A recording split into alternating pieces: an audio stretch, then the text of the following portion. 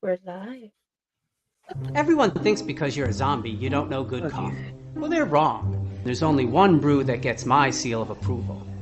Deadly Grounds coffee is my guilty pleasure. The aroma is so intoxicating. It brings all of my neighbors out of the woodwork. Deadly Grounds coffee. Coffee to die for and zombie approved. It's good to get a little deadly. Use the front door! Oh, they're so disgusting.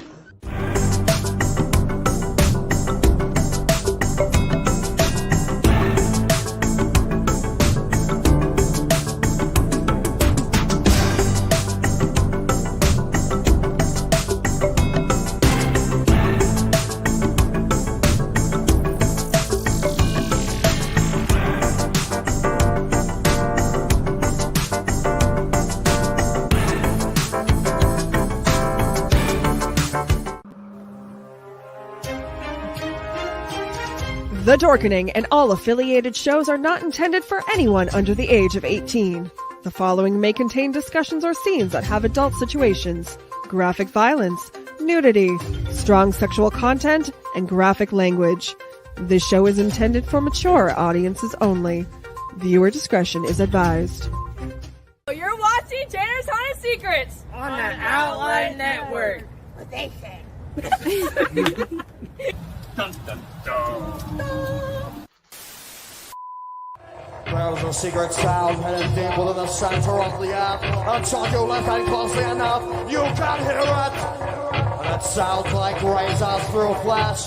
We are merely here to turn up the volume.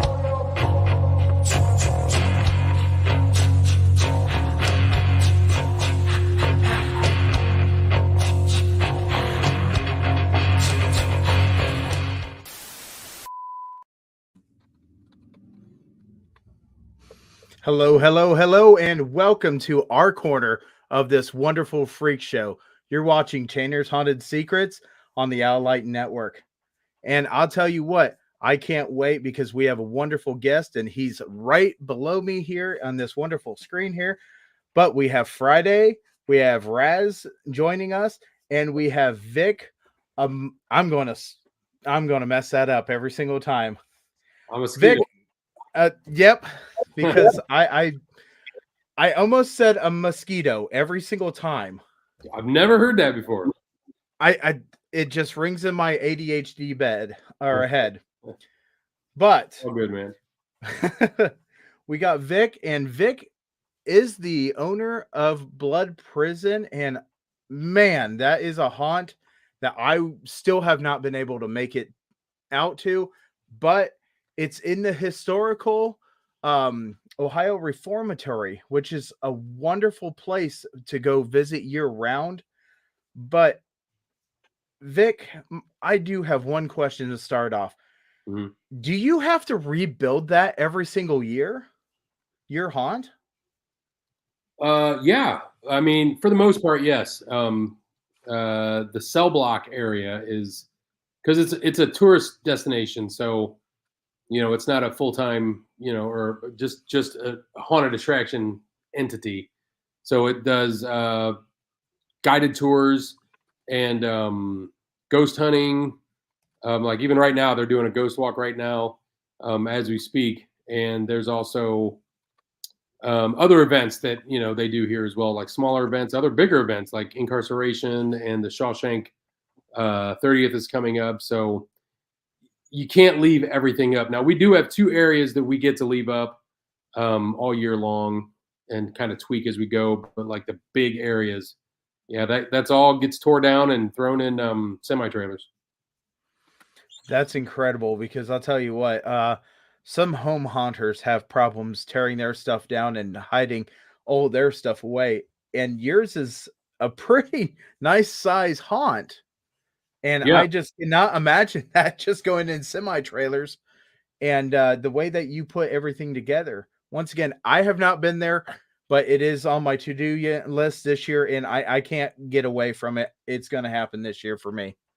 There you go. I mean, it's interesting. It makes for a very interesting, busy, hectic September. because the schedule allows us maybe like 3.5 weeks to get everything like built. So we gotta build it. When we build the stuff, when we are making the things to put in the cell blocks, everything's got to be built to be easily torn down and lightweight, but yet, sturdy, solid, and can, hold its own weight. So it's tricky, but we manage to pull it off every year. I'll tell you that's incredible. You guys have to put so much thought into everything you guys do, not just for making it safe, but not just making it sturdy, but being able to. Is it done with a whole bunch of pins, or do you actually attach everything nice and firmly? Well, yeah, I mean, it's done, like, for instance, when we build a church every year, that is screwed together like a normal building. Okay. Like with, drywall screws or whatnot. But the walls and things of that nature are, everything's made light with Luan and, not 2x4s, but like 1x, because it's all panels, you know what I mean? So, right. But it all screws together like kind of a normal house, but it's just not built. It's all faux. So it's made to come down easy and, store easy, but it's got to be lightweight, because we can't tear a whole church down. It would just destroy us. And it practically does already, but yeah, it's interesting. It's a fun September. Every fall is always fun. And I think Friday's got something right off the bat, which, that's exciting because usually Friday doesn't ask things. Okay. We have a local prison haunt, and I haven't been able to talk to my local haunters, but you have a similar one. Well, as in you guys haunting in prison. Is it easier to haunt in prisons compared to other haunts you have been to or worked on or with? Is it easier to haunt there? Yes, like building wise, structural wise. Mm-hmm. No, I don't think so. And I only say that because the building itself is amazing and beautiful, and it's a Gothic just masterpiece. And that helps, because we're not like in a strip mall. You know what I mean? Our location is cool, so when the venue's good, that definitely helps. But when you're kind of historical like we are, there's a lot of parameters we got to follow when we build. We can't just Tapcon things to the floor. You know what I mean? Because the floor's, it's made of like granite or, what am I thinking? Like the big slabs of like, right. It's like, stuff that they don't want damaged anymore. Cause the building is, old and it's run down and everything, but there's parameters we got to follow when it comes to building. So it's not as easy to haunt here because of all the parameters and guidelines that we got to follow just to build things. Now, like on the haunt end of it, as far as like acting and things of that nature, I would say it's as easy here as anywhere else. But on that end of it, as far as like the building stuff, yeah, it can be a challenge. I know. When we went through for Ohio Haunters Association meeting, it's just absolutely such a beautiful place. And the one thing is, I've heard it time after time, no one needs to go into a cell and do not shut the doors because they don't have the keys for them. And they actually have to call a locksmith that travels from Columbus, I do think. Yeah, but that's true. So years ago, you guys all came with the OHA and was able to make a convention, which was really interesting to have vendors that were in these historical cells. And that was the first time I ever went to Blood Prison.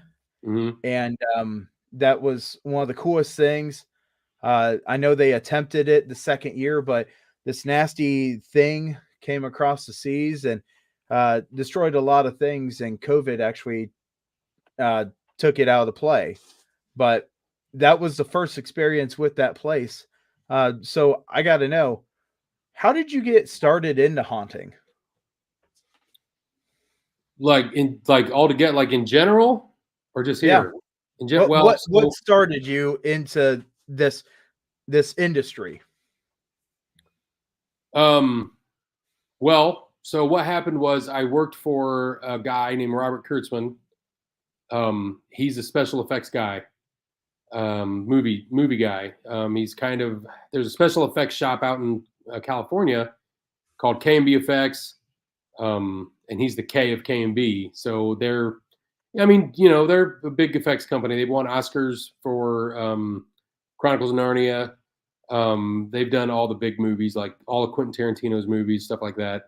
So they're pretty known. Robert Kurtzman actually wrote the original story from Dusk Till Dawn. So he's got some, I worked for him and, working in that industry, and he's known for his horror genre and everything. We just did effects and everything like that, special effects and things of that nature. Well, eventually, after a while, we started vending at Transworld. We started making props for haunted attractions, and we started making masks, the foam latex masks. We marketed it as easier to wear because they're lighter. Because they're made of foam latex, not latex, but foam latex. It's a stretchy material, and they had spandex liners in them, so they're not real heavy like a silicone mask. So we started going to Transworld, and that's kind of when aside from going to haunted attractions, all growing up and everything, getting into the business, that was kind of my first step, was being a vendor at Transworld and meeting all the other haunt owners, not only from Ohio, but from all over the world, really, because that's the early days of it really becoming global. But yeah, and I got to go to a couple different haunted attractions while I was there and see kind of the bigger versions. And eventually we opened our own in Crestline, Ohio, called the Mad Effects Lab. And when we opened that one, it was over. I mean, when the first time we did that first night working that, I was hooked. I was just like, this is so much fun. I mean, I am having such a good time doing this, and just because I'm a somewhat of a people person. I like to, hang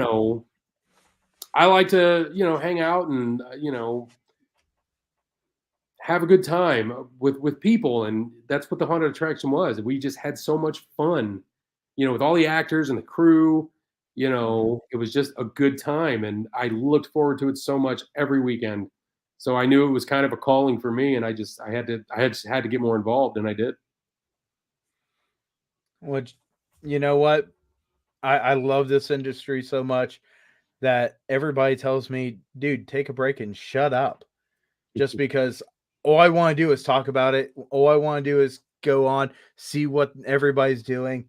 Yeah. And that's one of the beautiful things is this industry absolutely loves talking about everything they do and how they do it. Yeah, for sure. And everybody's got a different way. You know what I mean? Everybody does things differently, and it's all, for the most part, it's, all good, and fun. Oh yeah, absolutely. So diving back into Blood Prison, because I'll tell you, there's so much about this, and I was so excited to find out that you actually have to take it apart to put it back together. How much do you actually change when you're putting it back together? So what we try to do is we try to alternate it. Like, so last year we did a lot of changing. So like, for instance, in the East Cell block, what we did was, to make things easy, what we would do is, like, for instance, we want to keep it as prison themed as possible. Okay. So if we have a prison hospital, prison chapel. So you got an infirmary, and a prison chapel, blood prison infirmary, whatever you want to call it. We would build a facade in the East Cell block, and it would be just a facade of a hospital front or a church front or something like that. And then behind the facade, we would just, lay out the path of what we were doing. Like, different hospital props, different church, the pews and everything like that. And last year we decided, well, let's just build it. So we built a church, right? A big church, and it was a building basically with a roof, a ceiling, and the front facade and the back, and we just, the pews in it. We had at the end of it, a big, landing for the preacher, and 2 doors out. One's heaven, one's hell, and the preacher decides where you get to go and all that good stuff. And that was a build, and then we did the same thing for the hospital. So we built 2 buildings inside of this building last year. That was our big changes. Now that was probably some of the biggest changes we've done. But when it comes to the stuff that we have to set back up, what we try to do is add more rather than like change the scene so much, because it's really hard to do when you're set up teardown. We just add more and more and more to it.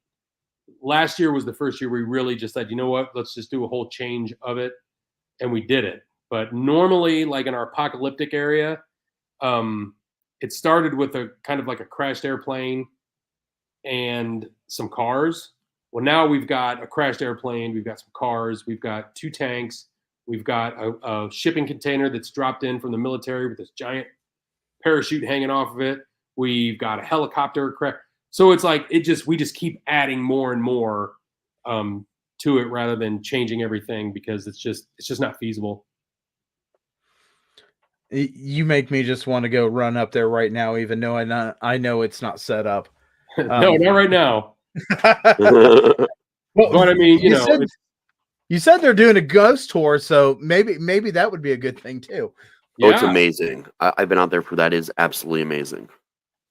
We did a blood prison ghost hunt recent. Well, it was not recent. I want to say it was early April, maybe late March, early April. Like every year we get to do our own ghost hunt, and OSR will like have their ghost hunting people come in and put on a ghost hunt for us and everything. And then this year was just, I mean, if you're into the paranormal stuff, it was off the hook. I mean, it was like, and I'm not huge into the paranormal, like ghost hunting and stuff. I mean, it's cool and I've done it, but like this year was like, wow, it was really active. And a lot of weird, unexplainable things that I don't normally get even here, Right. So, I'm going to put up a picture, and I know this is one of the pictures that you sent me, but as I go through this picture here, I got to scroll here. Okay. There it is. Oh, yeah. So not only do you get to see this wonderful Vic guy here, you also get to see some of the actual prison that this stuff falls. It looks like it's falling down. And who do you have with you? That is Zach Wild from Black Label Society. Okay. That year was 2018. And along with being, a horror and Halloween haunted house guy, I'm a music guy. I'm a big metalhead. And, that's the guitar player. He played guitar for Ozzy Osbourne, of course, for many years. And he's currently in the Pantera Celebration lineup. And that was during incarceration. And I got lucky enough to meet him and hang out with him in the West Cell block and have a conversation with him. He's a super nice guy. And, he's cool. It was cool. It was a cool experience. He almost punched me in the face. It was great. Hell yeah. Yeah. If you're going to get punched in the face by anyone, like that's who you want to punch you in the face, just straight up. Right. I was just like, go for it. I mean, it was all like, we were talking and he like, did this punch in the face thing where he was like, I don't want to get into what we were talking about because it was wild. No pun intended there, but it was, it was interesting. And he caught some people off guard by what he was saying. And I was loving it. It was fun. That was a cool day. So Friday's got a question for you here. Okay. Do you have any paranormal experiences that stand out while you were doing the hunt? Well, while the haunt is going on, not really. But I do have some paranormal experiences, a few, probably 2 that stand out. Well, actually now 3 since that ghost hunt.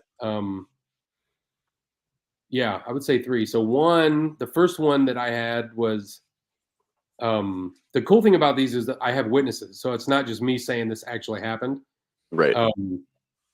So the first one, we were in solitary confinement, which is a very well-known area for activity. And we were, so between solitary is just basically a mini cell block. So there's cells, like there's a wall and then the aisleway and then, cells, and then you go around the cells. So the cells are in the middle. Well, between the cells and the middle is like an alleyway where like all your electrical, plumbing, and all that stuff goes that feeds into the cells. Okay. So we were looking down the cell block, the cell alleyway, because we were putting in airlines and stuff, and we were just trying to figure out what we were going to do, basically. And once we got that figured out and we were done, we were like, all right, is that it? Yeah, we're good. All right. So there was a light outside where we were, and I was like, let's go. And I hit the light switch, turned the light off, and we walked. I took about maybe 4 or 5 steps, and the light just turned back on. And we just kind of stopped dead in our tracks, and we turned around. It was me and my friend Tony. And I turned around and I was just like, what the hell was that? And he just was like, ghost, man, the damn ghost.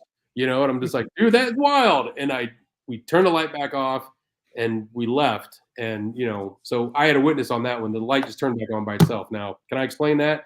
Not really, because I was the one that turned the light off.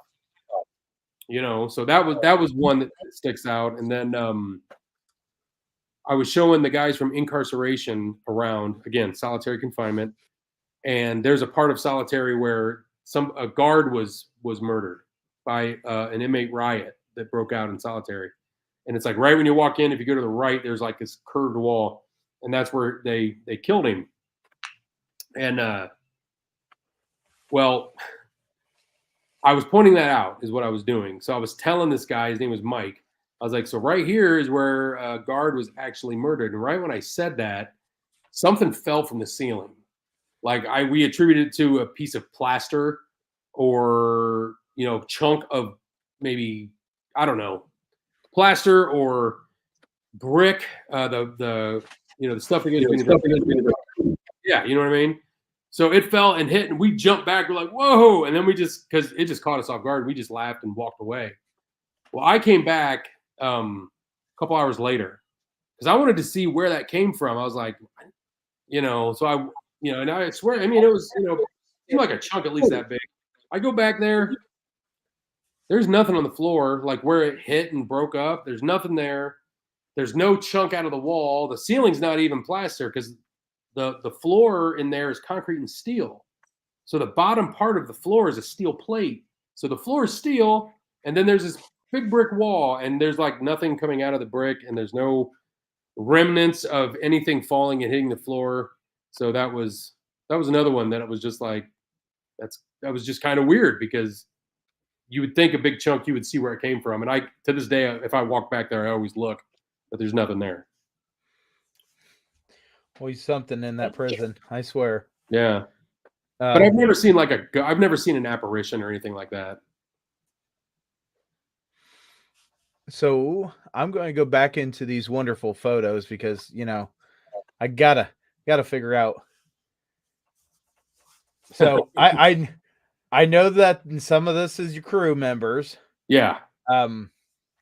Is the guy with the tattoos, is he part of your crew members? The guy pointing? Yeah. No. Okay.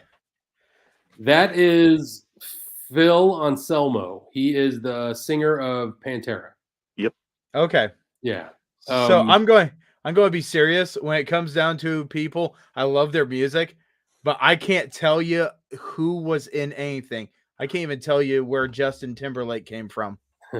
Well, if it makes you feel better, I've known all these people. I remember back when I used to work at Harrowing and Pantera was the house band. I was their bitch so many shows. And every time I would like run and get them something, I would get like a set of string, like a brand new set of strings they had extra in the back, picks, you name it, man.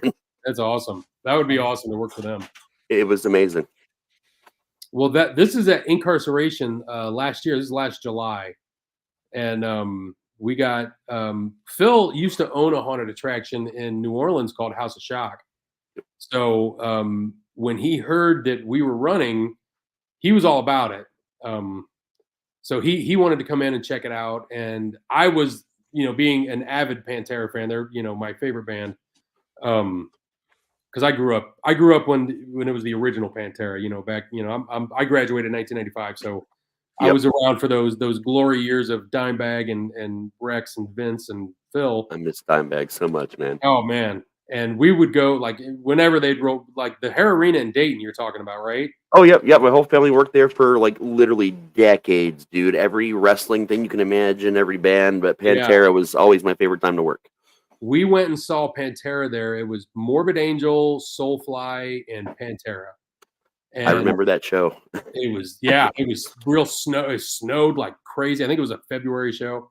Yep. But it was just an amazing show. And I was just extremely drunk and stoned the whole time. So I mean, I don't have complete memories of everything about it, but it was just a blast, and that was fun because I was actively trying to get him to come in because, again, it's my favorite band, and at Inc. I get pretty much all access, so I can go backstage and stuff like that. But I wanted Phil to come in the haunt, so I met the head of security for Incarceration, and I just kind of started bullshitting with him because Corey Taylor from Slipknot did this. It was through this thing called Fandium, where he did this promotion where it's like you get to go through Blood Prison with me, and whoever makes the biggest donation to this charity, to Corey Taylor Foundation, will get to go through Blood Prison. Not only do you get to go through Blood Prison with Corey Taylor, but you got tickets to Inc., you got hotel and flights. He flew you up, wow. So it was this whole big promotion thing, and we were a part of it. And so when I was like, when they approached me with it, I was like, yes, absolutely. So I was actively trying to get Phil. I was like, I know he would want to do it. So let's make sure. So I was trying to use my inroads the best I could. And I had said something to the head of security, a guy named Brandon, who was just a super cool guy. And we had to do all this pre-show. Security had to go through the haunted attraction and just check it out and make sure that, they knew what the layout was. They knew where like maybe potential hiding spots were if a crazy fan decided to try and hide and wait for Corey Taylor to come through. You know what I mean? Which, whatever. So he did all that, and I was just kind of bullshitting with him, and it was just like, all right, well, yeah, man. I was, just kind of nonchalantly just like, yeah, any other headliners want to come through? I know Phil used to do haunted attractions. It might be kind of cool. He's like, yeah, that's true. I'll say, I know his head of security, so I'll talk to him. And I was like, sweet. So I was just like, this is going to be cool, So I'm hoping this happens. Well, it was already set in motion because the person, Zach Wild, I don't know who she is. I think it's his tour manager. She had been at Inc. the year before with Black Label, and she came through Blood Prison, because she just came in and went through it. And when they got on the Pantera tour, she told Phil, she's like, hey, there's this haunted house at this place. And he was like, yep, I'm going. So he had already planned on going anyways. So I'm sitting there out just trying to make this happen, and he was already going to come. So it was just kind of funny how it worked out. But I got to have a really cool conversation with him. He told me a ton about what he likes, and he knew all the props. When he came back out, he was telling me like the fat guy on the table that was all blown out, that's Ghost Ride, right? And I was like, yeah, that's Ghost Ride. He knew what everything was, and he was like, poison props. I know that poison props. He's a big distortions guy. He loves distortions. He loves their props. Well, that's awesome. I'll tell you. How much of your haunt is actually put back together for that music festival? So for the festival, there's two areas. We have the big house up top. It's like, we call it the widow's quarters. It's just basically a house. Okay. It's got, you just go through it, which we've rethemed a good portion of it this year. So we do that section, and then we do our basement section. So those are the two areas that we get to keep. Oh, and solitary confinement. So technically we have 3 sections that we do during incarceration: solitary, house, and basement. The cell blocks, we can't put that up for a 3-day event. It'd take too much time and it wouldn't, but the other sections that we get to keep up, that's what we run during Inc. I knew you guys ran. I just didn't know how much you guys had to put back together or what you guys could have in place. And you know what? It blows my mind, seriously. When my haunt is outdoors, we go and we have to put stuff in a building sometimes, but most of the stuff that it just stays in place and we have nice cover. You guys actually have a cover, but you guys can't have it and keep it there. Yeah. And it's great, let me tell you. So for everybody that's never seen this place, this is a picture of the Ohio Reformatory. And this place is absolutely amazing. There is just so much architectural to it. There is so much everything to it. And honestly, if you guys have never been to this place, going through the haunt or just going through this, they actually do tours. And what is it like every single day, or I don't know if you know. Yeah, so they do tours. It is 7 days a week now. Once you hit I want to say April 1st. I think it's April 1st is when they start going 7. So April through August is 7 days a week. And then after that, it's just like Thursday through Sundays. Because the winter time is, it gets frigidly cold in here. I mean, if it's 20 degrees outside, it's 10 degrees in the building. It's one of those situations. So you just brought something up, and I'm going to ask, are you actually in the reformatory right now? I am, yes, because I actually just did a podcast. I did a shakedown right before I got with you guys. So we were all hanging out. They're like, and my one girl that works for me, she's like, "Hey, don't you got that thing at 9?" It's like, "Oh shit, what time is it?" She's like, 8:30. I was like, "Oh, okay, I'm good." So yeah, I was already here. So I just figured, why go home? I'll just stay here. Now you told me about the shakedown, and I was like, man, you're like really pushing yourself to get everything done in one day. Yeah. Talk about your shakedown, because I'll tell you what, it's nice to hear other podcasters' stuff. Mm-hmm. Well, I'm a radio guy. Like back in the day when I was a young man, I worked in radio. I can't play instruments or sing or anything like that. So I love music, and I was like, I want to be around it. So I got into radio, and I got into radio thinking it would be great. And I learned quick that it's not really about the music in radio. The music is, it is if you're a listener, but if you're, when you're in the studio and you're working it, it's not really about that. So it's about advertising, which I'm really anti, you know what I mean? I'm really anti-establishment, and, I don't like all that shit. And I think a lot of it's just, very hard to deal with because corporate advertising and, that's just a whole nother subject. But that's why I got into radio, for the music. And once that all fizzled away and I got into this gig, the opportunity came up to build a studio and do a podcast where it was like, just not radio, but like something where I could just kind of bullshit with people who, just want to talk shop. You know what I mean? And that's what I like to do. I just like, again, I love hanging out with people and, having a few drinks or just chilling, you know what I mean? And that's all I wanted. I'm not trying to, be Joe Rogan or anything like that and get 9 million followers. I just like to help other haunted attractions and bring actors in and techs and anybody in the haunt world and just sit and bullshit with them and be like, tell me your experiences, tell me what you've done, and let's just have a good conversation about it. And it's just a fun thing for me.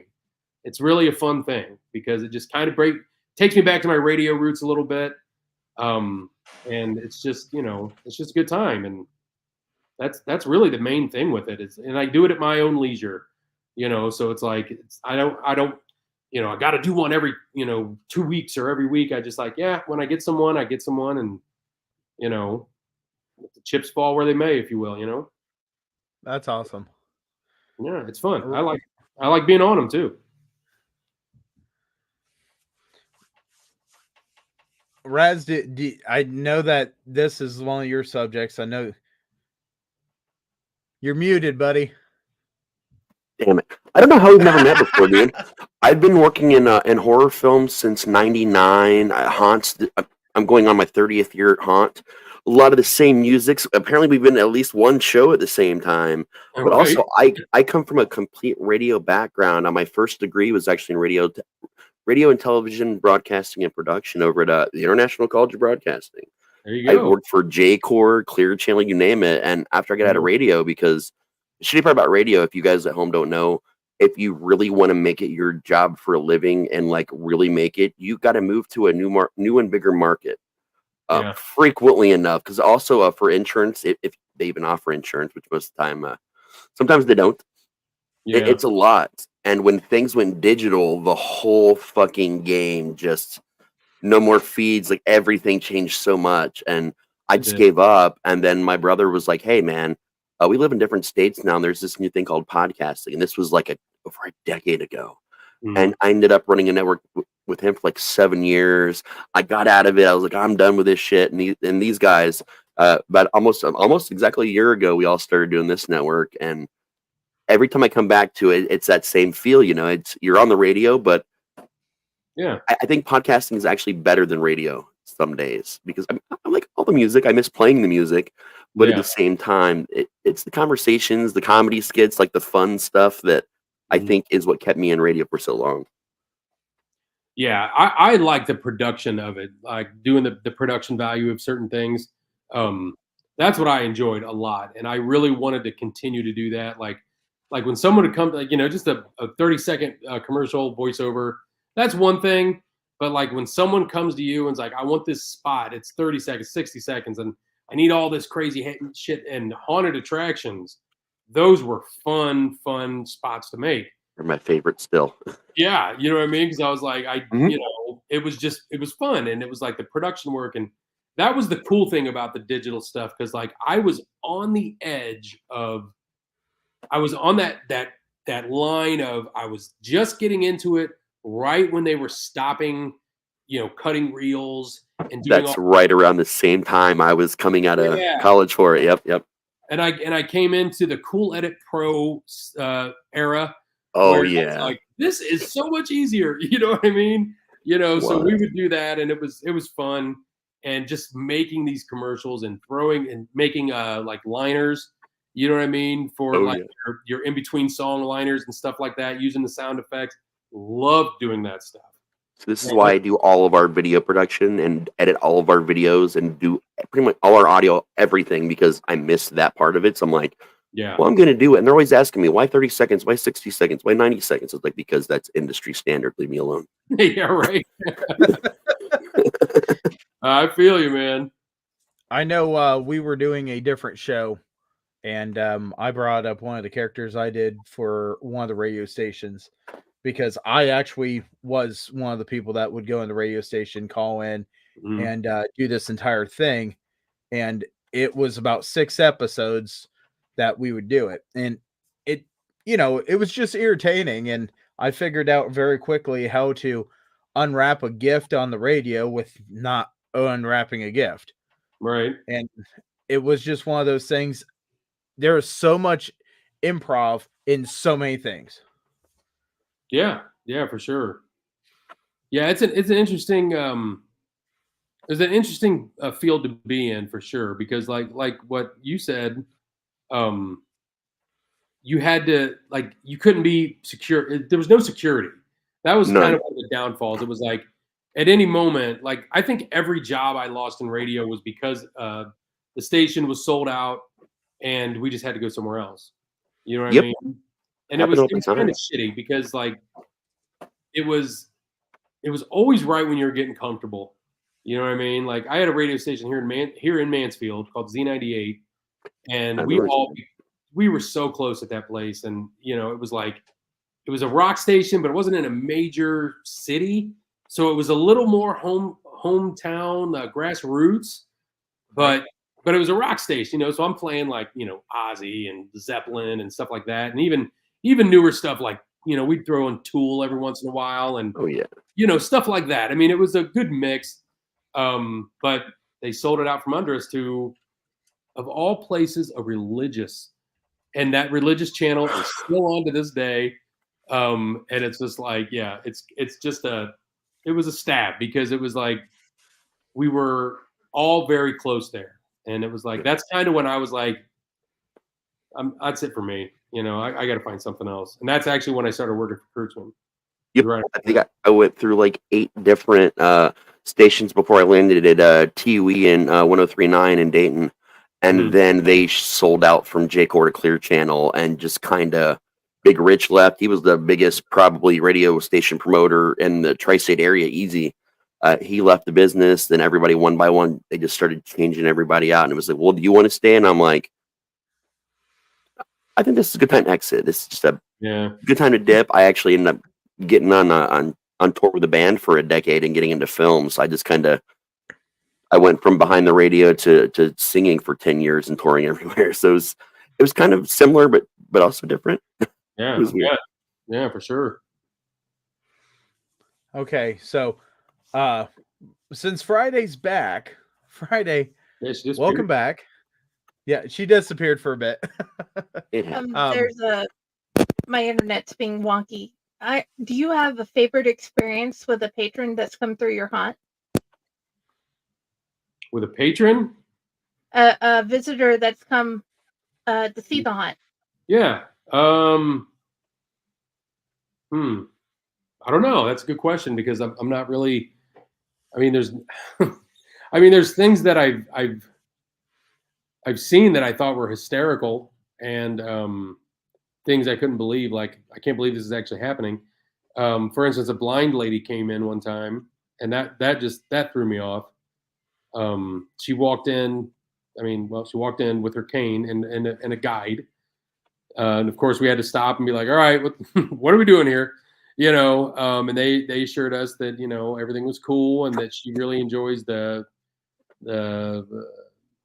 other senses kind of take over when you lose one, and it's same with vision. So she was like, she feels the vibrations, she's really into it, the hearing, and I'm like, okay, so we let them go through. Favorite interaction with a patron. I don't really. It's just there's just situations or things that happen, like that one. This older gentleman had come in one time. I swear to God, he had, and this is early years, he had a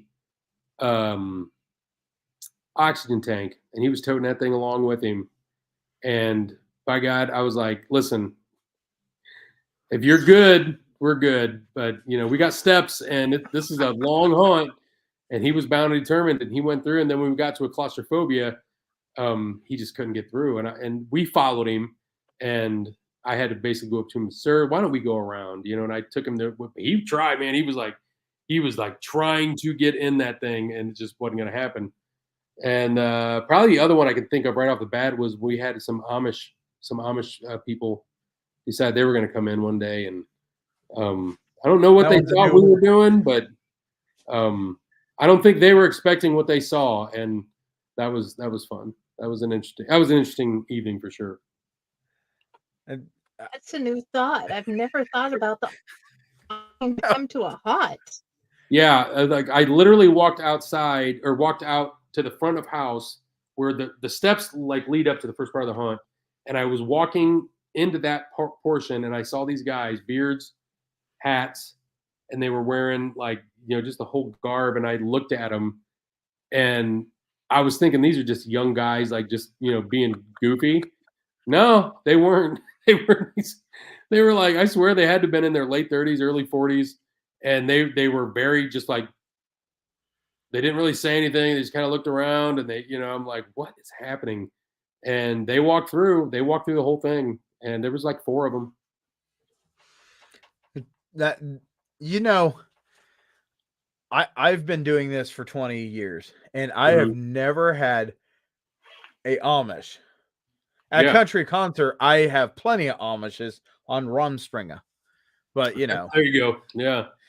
So I'm going to go and pull up a couple more pictures because, you just can't get enough of everything. And whoever does your photos, absolutely, hands down, captured so much here.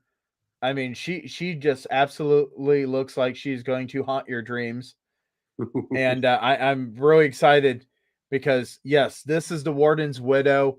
And I can't tell you if this is last year's outfit or the previous, because I know that she actually has changed her outfit recently. Yeah, this is last year's. Well, this is the last. She usually goes about 2 years in a costume. So this is the last 2 years. This costume here. The guy who took the picture is Abe Robinson from Blind 7 Photography.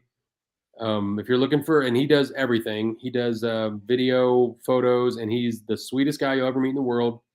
And he's just an amazing photographer. But he took this one, and yeah, she does have a new costume this year that I think she debuted a little bit on her Instagram. Is it the red one? No, that's actually the red one was one before this one. She's got a new one this year. The headdress is like way bigger. She'll officially debut it at Incarceration this year, but I'm pretty sure she had a photo when she tried it on. She had a photo taken, no makeup or anything, of her wearing the new dress, and it was made by. This one was made by Sven Puss, and the red one was made by Sven Puss, and then the one this year was made by Custom Arts, I believe is what it's called. So I'm going to go ahead and say this. When you go and you wear a costume like this is not a Spirit Halloween costume. I know she gets fitted for these. I know she works with the tailors. It takes almost a year to design it, and it is thousands of dollars on her costume. I know this because I've really watched her TikToks, and the people that design these things, they put so much effort into it. And recently there was a whole thing of $2,000. I would never pay that. Well, then you're not going for a certain kind of look. Yeah. Because I will tell you right now that that picture right there with the guardsman right behind her is absolutely such a great picture. I loved it when you sent me this. I was like, man, this is great. And I will. Next picture is going to be one of the most iconic ones I've seen lately. Mm-hmm. And it's right there. She's right in your face. And I love the extension of the fingers. I love it. Yeah, the fingers are getting retired this year. We're actually making new fingers that are more like real fingers. These are Gary Fay Creations. Yep, from Australia. Yes, correct. A guy from Australia. I know him.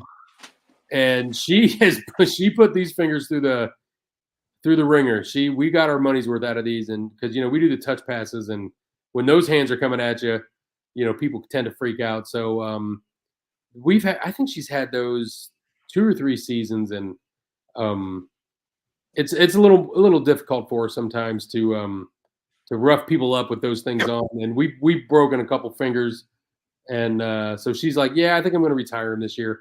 And they're good. I mean, they're good quality fingers. The ones you get on like Amazon are kind of janky and not very good, but the Gary Fay Creation ones, you're going to pay for them for sure, but they're good quality.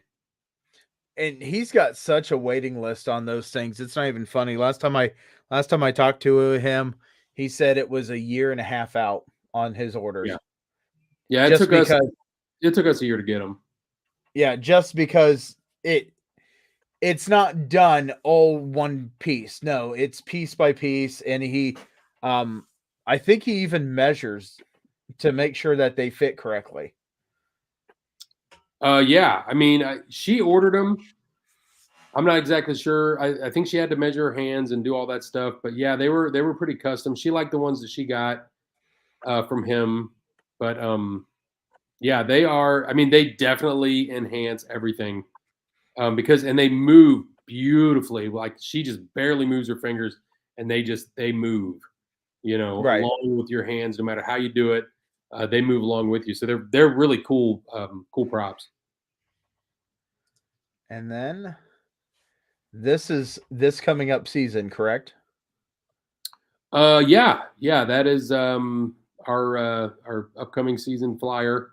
Just little promo that we did for who did we do this? I think we did this for incarceration, but yeah, it's season's coming up, man. It's gonna be here before you know it. Oh, trust me, I can't wait. I'm going to go Midwest Hunters Convention. I'm going to talk to so many people. Hopefully, everybody that walks and talks to me gets these Allight Network so they can come on the show because I want to have them here. And I love going through haunts. There's just not enough time in my world to go through so many haunts. And every single time everybody starts talking about where they're going to go, what are they going to see, it's I'm going to go down to the river or I'm going to go see the haunted blood prison. And I tell them every single time there's so many different haunts here, but yes, that is one of the key ones. And I know that you guys do the music festival. In fact, that was the whole thing. I was just like, I can't believe they do a music festival on top of what they all do. And I got to know, in the summer, how bad is that on the actors being in those costumes? Yeah, it's right there. Yeah, that answered it. Yeah, they well, you know what the thing is? It's worse on the ones upstairs in the house because it's no AC or anything. Now the basement's still hot, but that's where all the AC units are in the basement, so it's a little bit cooler down there, and it's in the basement, so it's naturally cooler. Yep. But yeah, it's a sweat pit here in July, especially when you have the widow and the two guards. They'll go outside because we have a booth outside where we do promotional stuff for the season. So they're outside and they're in the heat. So I actually had to buy cooling vests for them because it's like they'll overheat out there because that costume. Oh yeah. There's a lot going on. So, and she actually has them made so the sleeves will come off. So if you see her at ink, she'll be sleeveless. But the guys, they have, their guard uniforms are, their guard uniforms. So it's like, it's kind of hard to make those sleeveless. So I got the guys cooling vests too, but we put them in the freezer and they put them on and they wear them so that just keep them cool. And then once they, once the ice packs get to normal temperature, they take them off and put them on. But yeah, it's rough. It is rough on them, but they love to come to the event. They love it. I'll tell you. I know people that really know me know I've done this, but I've never discussed it on here. I actually haunted at a music festival 2 years ago, and I'll tell you what. It was so blooming hot, but at night there was such a severe thunderstorm. Everybody was so afraid, and we didn't even know it was a severe thunderstorm. We seen the lightning, we seen this and that, but here I was in all my gear, just getting saturated and soaked down and this and that, and it was like the best feeling of the world, just because I got a chance to cool down. That's why as soon as I heard that there was one that was operating during the summer, I was just like, man, I know how I felt with my gear, and I know that my gear, I can modify my stuff, but you guys, you guys have a standard. It's got to look basically fit into that prison. So I could only imagine, is the guards' uniforms made of wool or? Those that they were wearing in those pictures, yeah, they're they are what is it? It was a wool type. I think Dark Stitches is the ones who made those. Or no. Was it Dark Stitches? It was them or Dark Creations. It was one of them that made the guard uniforms. But they've actually got new uniforms now. We kind of went Hellboy with them. And now they're like not much better. Leather. So they've got like these long trench coat leather uniforms with the hats. And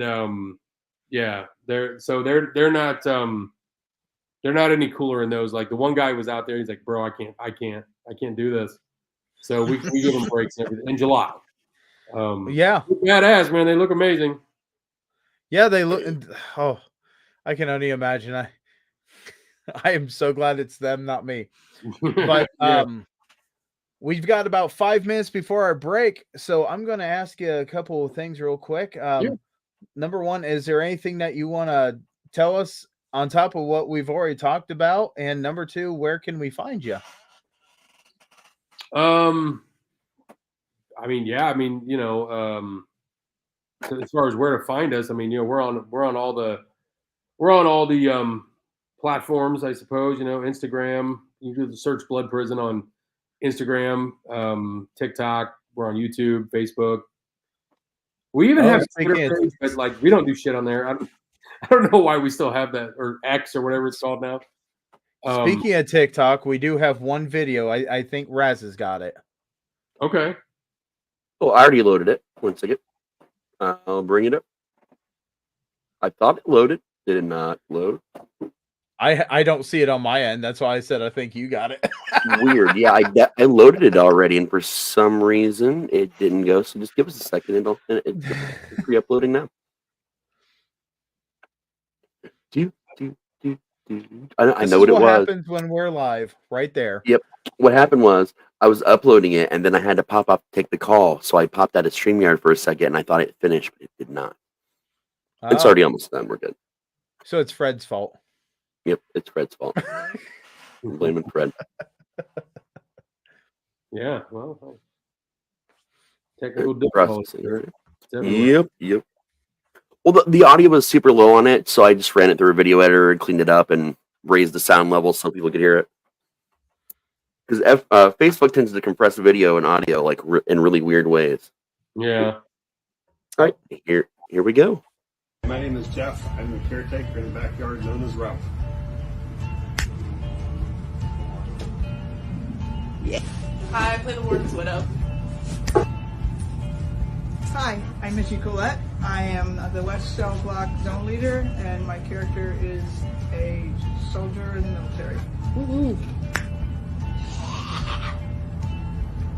Hi, I'm Kenzie. I'm going to be the oldest daughter in the house. Woohoo!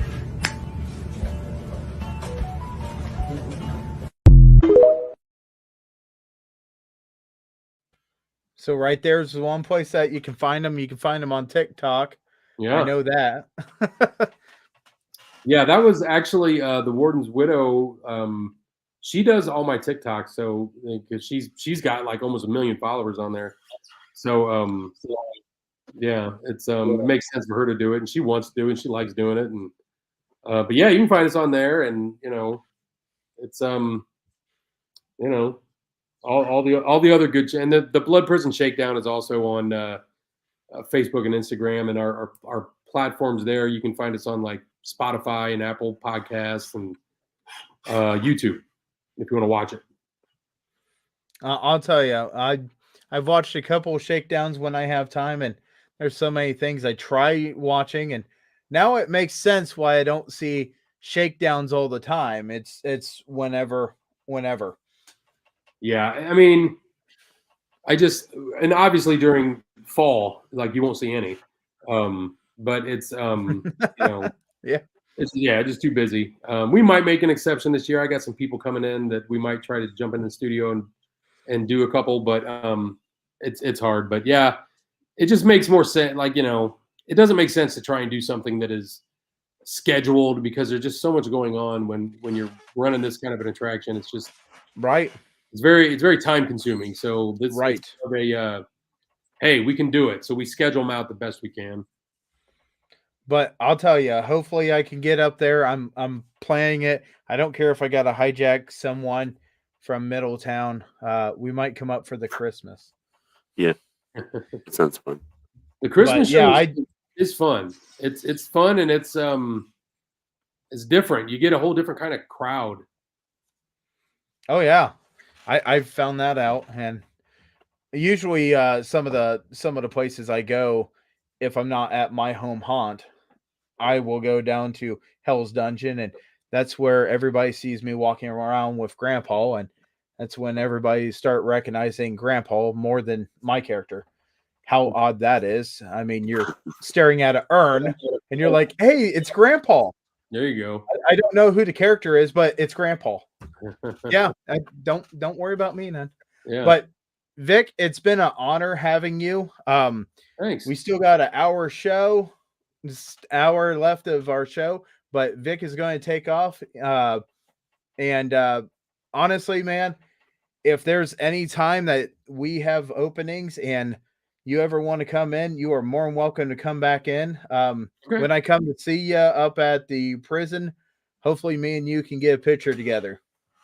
Yeah. Oh yeah, man. Let me know when you're coming up. We'll make it happen. No problem. Awesome.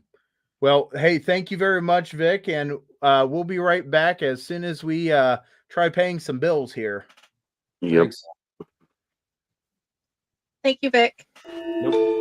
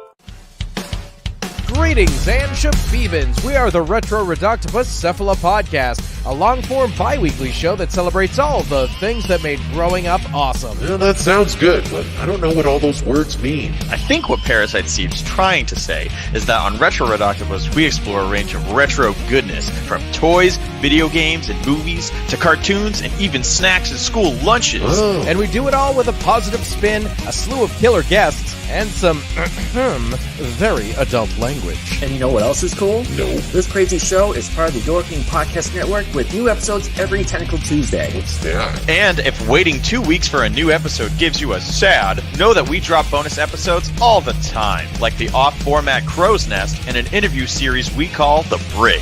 You can listen to Retro Reductibus on Apple Podcasts, Spotify, Stitcher, or any app that's cool enough to carry the only show that celebrates all the things that make growing up awesome.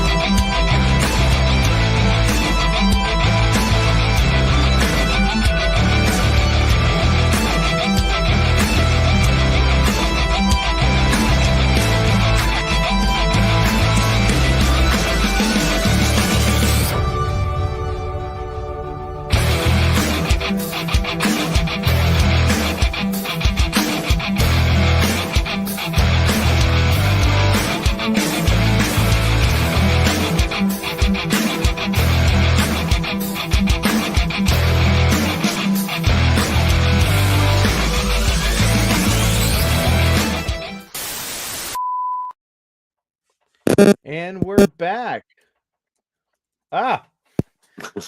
Sorry. You know what? That sound just makes me feel like we're playing Operation with a computer system. And guess who's not winning? Me. So, Vic, that was a wonderful interview, and we are very, very thankful that he could come on for an hour, but we still have an hour in the show, so we're going to do something a little different here. I know I'm gearing up for Midwest Haunters Convention, and we have a Chainers Haunted Secrets that Friday, and we're going to have somebody on the show. I got a feeling that the way we're going to do it is he's going to be sitting right beside me because Kevin's going to be in the same place at the same time, doing the same things. So right now, if you guys have not already figured out, I am Pyle Hazard, and I am a owner of a haunt, and mine is a charity haunt. And we do have Raz, which he has a wonderful title down here. And at this point, I just during the commercials asked if it would be great if Friday wanted to kind of talk to us about our haunts, because we were talking about that a while back a little bit, and I don't think we've really talked about our haunts too much in this show yet. Not really. You less than me, because I talked a little bit about it from my end when Fred was on, but mostly it was Fred's side. Right. So Friday, is there any questions you want to ask? Because here's your time to grill us and tell us that we are doing everything incorrectly in the haunt industry. Yep. We suck. Actually, from my point of view, I've learned so much with you guys, and I can't see where you guys are doing anything wrong. I have not. Oh, we always do things wrong. We're just really good at hiding it and learning from it. Oh, yeah, absolutely. In the industry, there's a couple of things that almost every haunt can agree on, and it is the dirty word is boo. You don't say boo, and you don't say get out. And when you do say get out, it's because the person in that group is one of your haunters that you broke. And I get yelled at Hell's Dungeon when I was a guest actor there.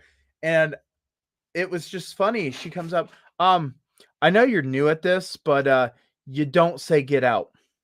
I said, you don't say boo either. And I said that. And she goes, yeah. That's how I trained them, and they caught you. But you can do better. And then she walked away. And I told Raz, I said, dude, your people just flat out told me that I can't joke with my coworkers. Man, I don't train them that hard. Come on.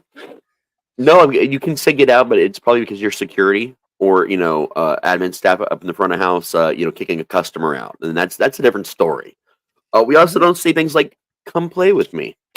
The reason why we don't say things like this, like what I teach, is that we don't do open-ended questions, because you get drunks and assholes that say, okay, I'll come play with you. And the next thing you know, a younger actor, like a doll and or something like that type character, is now suddenly alone in the room with like a drunk, 40-year-old guy that's like coming at them. And that creates a safety issue. At our haunt, we have so many like security paths, and that can't possibly even happen really to us. It almost did happen once, but we caught it as it was happening like that. It's a safety thing. Don't say, I'm going to kill you. And this is something that's a little bit unique to the way I train people, I think, because don't promise something you can't readily deliver, because that breaks immersion in like a theater type, like aspect. So, say, you'll see me at home tonight.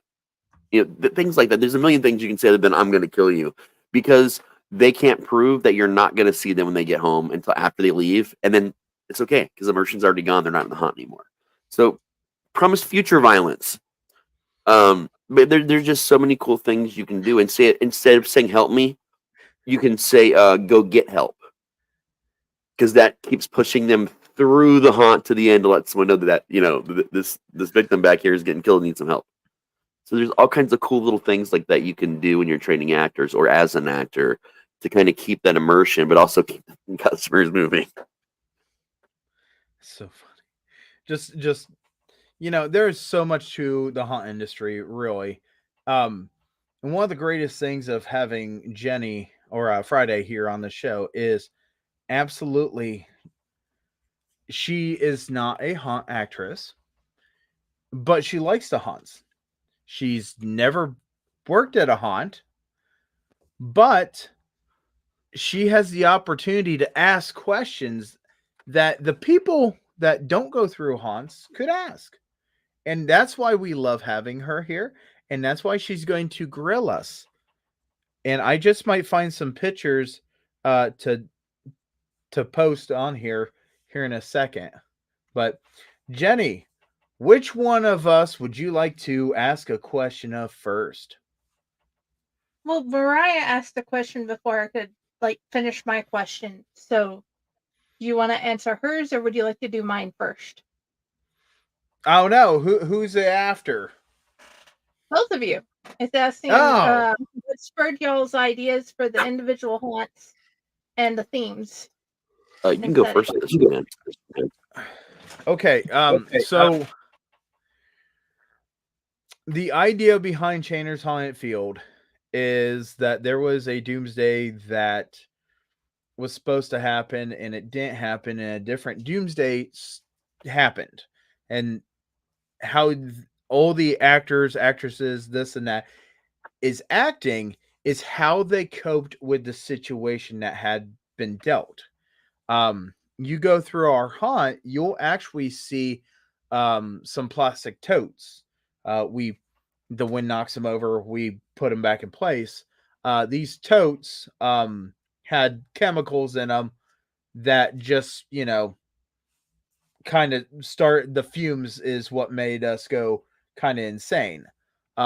There are scenes that get changed every single year.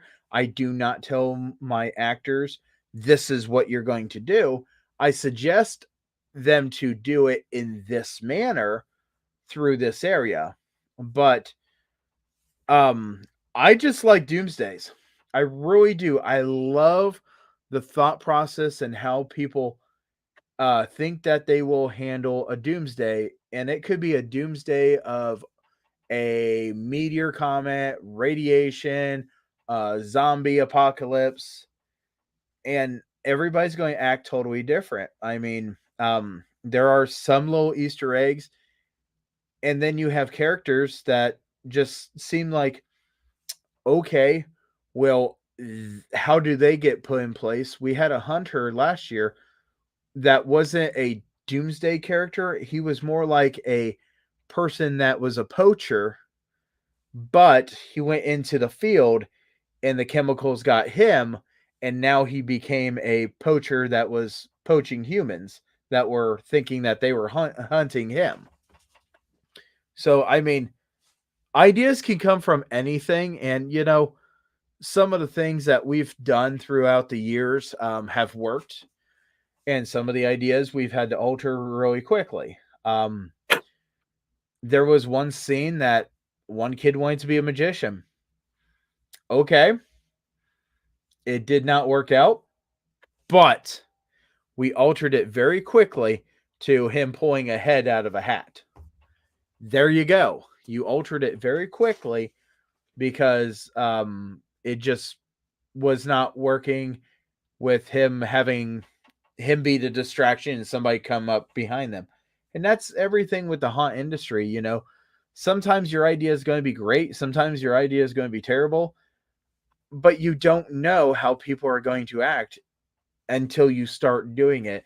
And then it's like, okay, well, how can we modify it? Yeah. Yeah. That right there. I summed it all up right there with Raz. Yep. Yep. I don't have to say anything else. Yep is what you get. Yep. That's all you get. That's I don't know. What about your haunt? Your haunt is totally different. Yeah. Fred talked a lot about this. He missed a lot of things that I know because I hear him talk a lot about, the haunt. So there's always things that he leaves out. He got into this because of Spirit Halloween. He was there. It was a jumping spider thing. It got him for some reason. It was like a jump scare. He was fucking around with it, and he showed his mom, and she fell in love with it, and just it was like a bonding family thing. And he was getting out of the Air Force and was looking for like what's next. And he hatched this idea that one day he wanted to do a haunt. So when he started building Hell's Dungeon, what he was really wanting to build was multiple haunts in one, But instead of charging you for each individual little haunt like a lot of places did, he wanted to create like its own world. So that's why we've got different sections. You start out in Main Street, you go all the way through to the Bayou, then to the Asylum, then to the Freak Show / Circus, before you make it out, because he wanted to tell a complete story. And that story's been changing over the years. We've been adding to the story. We've been, making it smoother. But the concept basically is there's this main character named Rufus, who he's a demon. He has his own pocket dimension, and you're traveling through the different areas that he's built. Like, on his throne, he got lonely. He got bored, so he had been in Main Street. He had a place to go and meet people, souls that he would drag down there, buy things, shop, whatever, and, hang out. And then they needed more food, so they needed the bayou. That was a good source of fishing, like all kinds of different meat. And then it was, some of these people are going fucking crazy. What am I going to do with them? Oh, they need a doctor. They need an asylum. So there's actually a dentist, a doctor, and an asylum area in there, which is amazing. And then, of course, you need your entertainment, and that's where the freak show and the circus come in. So it's this multi-level world where you feel like you're going through these different little chambers, like into these little portals. You're jumping from place to place, and the haunt total takes. Even the minor pathing changes and little add-ons we do add a couple more minutes here and there. Like if you were to really just scroll through when it's open and interact with our characters, about 35 to 40 minutes. I've seen people do it in 25 to 30 that were moving very quickly. I've seen people like me go through when it's open real slow and take like 40, 45 minutes. So it's just this really, all-encompassing place. But more important than the haunt itself is the people behind it, because Fred had this really awesome idea called the Reject Initiative, because he'd gone through a lot, and he talks about his past a lot. He was in a situation where it was military or jail, and he's like, I'll take the military. It changed his life having that stability. And what he learned through all the other people he met in the military was there were a lot of rejects out there. A lot of people that for some reason or another were told they weren't good enough for some, in some situation, be it their, religious choices, political, sexual orientations. For some reason, you were rejected, and he wanted to build a place that was not one of those companies that say, oh, we're a family, but an actual family. And he knew that no matter what he built, it was going to take a family to run it. And the Reject Initiative is just that. We are a family. We help each other move. We give each other food. Hey, man, you need a shirt. Or in Pyle's case, hey, Raz, you need some shorts? Here you go. But, we help each other. We're there through the tough times, not just when we're open, but all year long. We can call each other. We can hang out. We can do things. We can, we can serve our communities. We do a lot of charity events. And that's what it is for us. Haunting is not just when you customers come through the haunt for any of us haunts. No. We have our build seasons, our special events, our, oh my God, are we going to be able to even open next year because we took a hit this year on customers? Like, there's so many things behind the scenes that drive us nuts, and having that family is what keeps us all sane enough to at least continue on. So that's what it's about. It's 50% what our haunt is, the story of our haunt, and 50% of all of us getting together as a family and doing it. And the 30 years I've been doing this, I've never experienced a haunt running like this one does. On paper, you're looking at it thinking, yeah, there's no way that these guys figure this out. But it's taken us, this is our 5th season, and, Fred's got it. He's got it figured out now. Like, it's, we're always going to have little arguments or little disagreements. We're all, a dysfunctional family. But he knows at the end of the day how to motivate us and how to get us going and how to get us to work together. So, which that's honestly, I have been at Hell's Dungeon last year, the very first night, and I was at Hell's Dungeon. My crew towards the end, we came in, did the Valentine's Day, also did Christmas, and my crew flat out says that it's so much of a family. It really is. With your crew, I love you guys to so Fred. much, man. Oh, we love you guys too, and that's why we really do do. the show. But no, it's absolutely one of those things that it is great to have such a family. And that's one of the cases. But yeah, I mean, I'm trying to make ours more of a family, and it is really difficult to do the same manner that you guys have done. And It's I'm really jealous. hard. I I'm think so it's jealous. It's not even luck. funny. I mean, it's just, again, we go through our tough spots. We find some people don't work out, and the people that don't work out in the industry tend to pull themselves out of it at some point in time. They tend to weed themselves out. But like, it's constant work. It's finding the people that want to step up and help do that work, which is even harder. Because you know how it is in any artistic endeavor, but especially haunts. You'll get 20 people say, well, I want to step up and do these things. And they'll do it for 2 seconds and drop it. And then it all falls back down to that one person doing 20 jobs. And before you know it, you want to shoot yourself in the face, and you're only 2 weeks in. So it's about, knowing where to put the workload and having people that have proven themselves that can do the workload, man. It's tough. Oh yeah, absolutely. All right, Jenny, we're veering off of questions. Go ahead, give us another one here. Or did we lose Jenny here?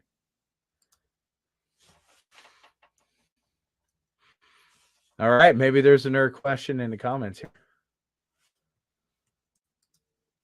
There's not yet. Oh, okay. And I think she's still frozen. Man, Jenny, you are meditating so seriously. Hi, am I back? Oh, there she is. She moved. Oh, shit. Oh, she moved. All of a sudden, your eyes just opened, and like you started talking. It was crazy. It was frightening. Okay. My internet's wonky because so many people are using it here. You guys have such beautiful characters you have come up with, and such great personalities and how you portray them. What was the mindset behind making them? Number one, you're lying when you talk about Channer. He's just a damn asshole. He really is. Both of y'all's characters can be assholes. He is an equal opportunity. Go screw off. I love my character, but if you actually would sit him in a conversation and ask him questions, he would be kind of like Dr. Raz. He just, he just, you're just a meat bag to him. So things ain't working. That's fine. You're not having a great time. That's fine. Well, I'm not the one that told you to come here. I'm the one that tells you to leave. Yeah, fuck you, buddy. That's just my character. So the way that my character started out was at Lockington's Haunted Firehouse, and this one guy puffed up to me, and when he puffed up, he's like, "You think you're something special, huh? Well, let me tell you, you're not." And I looked at him. I was like, "Well, la-di-da, it don't matter." And he goes, "You going to scare me?" No. He goes, "Why not?" I said, "Because I don't even work here." See, I just got out of jail and I found a chainsaw. And guess what? This one still got the blade on. It was dark. He couldn't see nothing. I looked at him. I said, "Guess who's not going to prison?" And he goes, "Who?" I said, "You, because you're going to be in pieces. I might go to prison, though, if they catch me." And as soon as I went and he said, "What?" And I took the chainsaw and I dropped it and I went running. I went, I just took off. He went completely through that haunt. First person that actually met my character and said, "I can't tell if this guy is actually legit." And he so he asked, "Hey, is there a guy riding a chainsaw that has glasses?" And the people were like, no, because no one knew that I actually was taking a spot of someone else. No one at the firehouse had a single idea about it. They didn't. And it was okay. So later on, they asked, and I said, yeah, it was me. And they're like, he was so confused. You didn't try scaring him. You did what you did. That's awesome.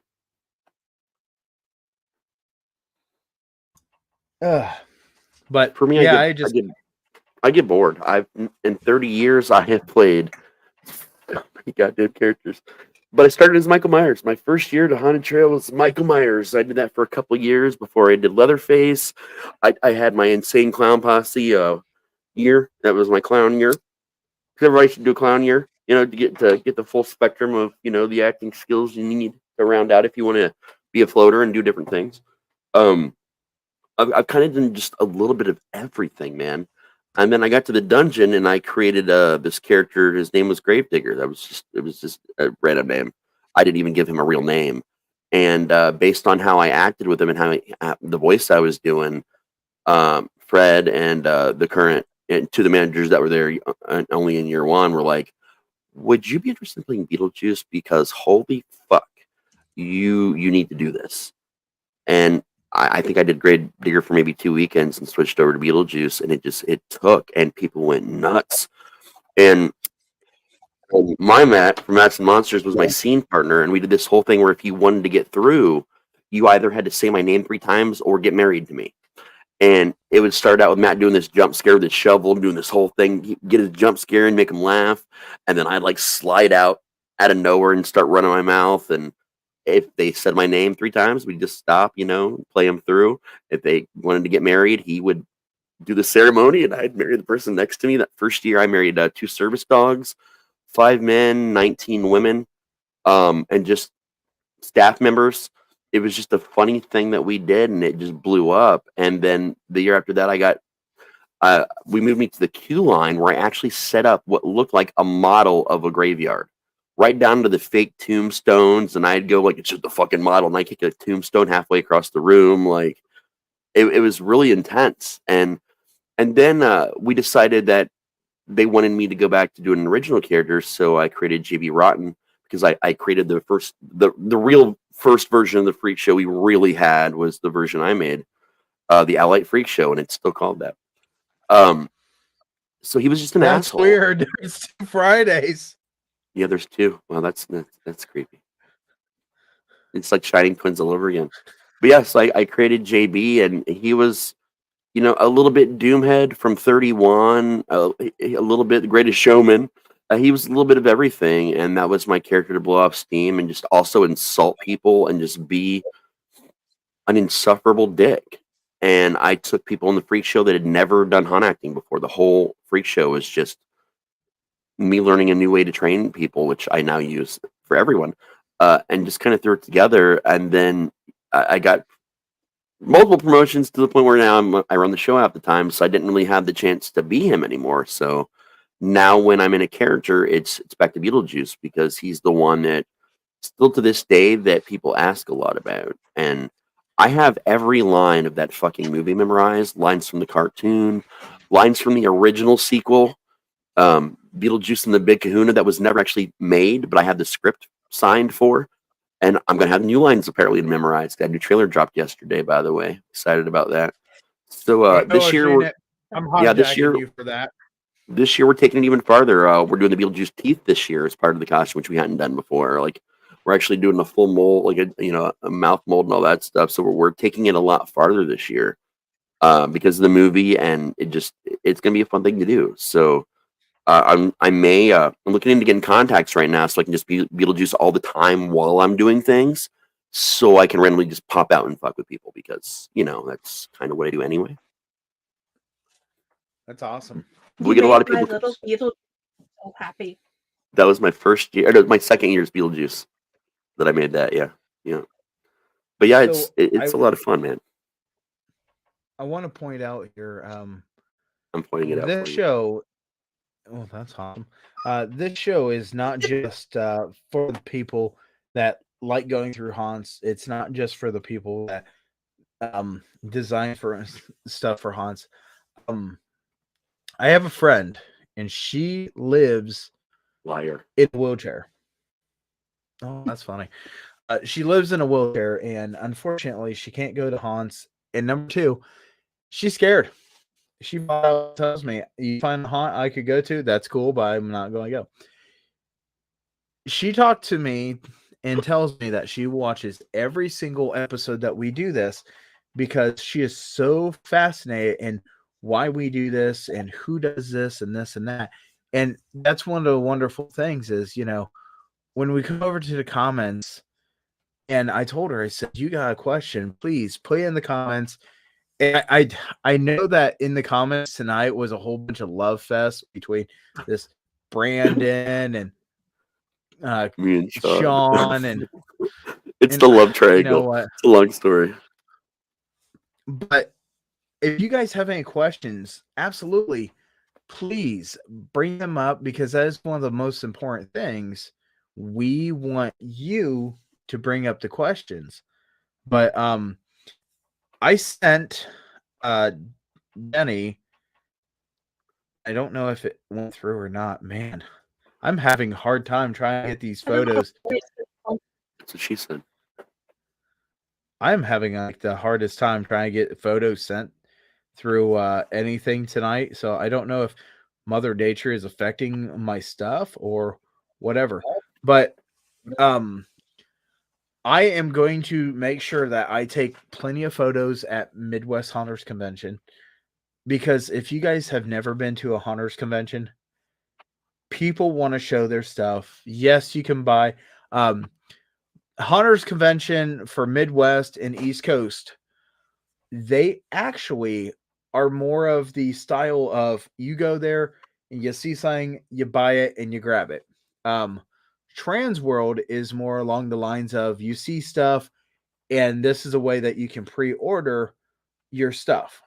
And Wicked Effects is a wonderful, wonderful sponsor of us now. Yeah, they're a family, man. They're not just a sponsor; they're legit our family. Yeah, they are absolutely. At Midwest Haunters Convention, you will find them. You will find me.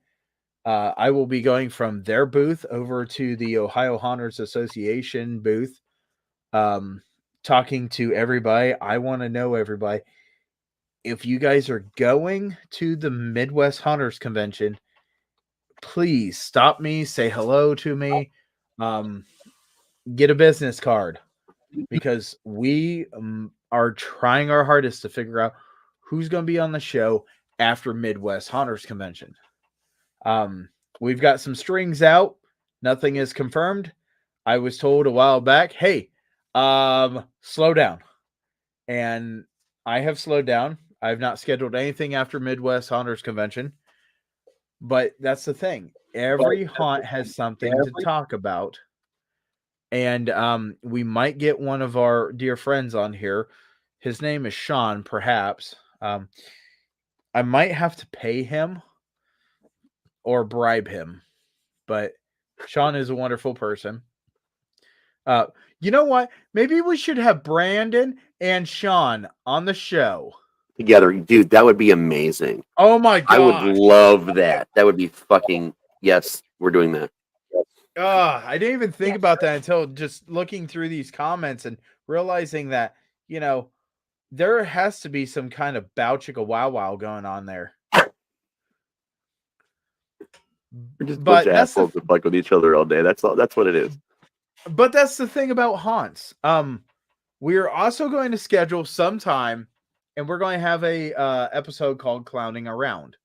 Mm-hmm. This is where my friend will not watch that episode because she does not like clowns.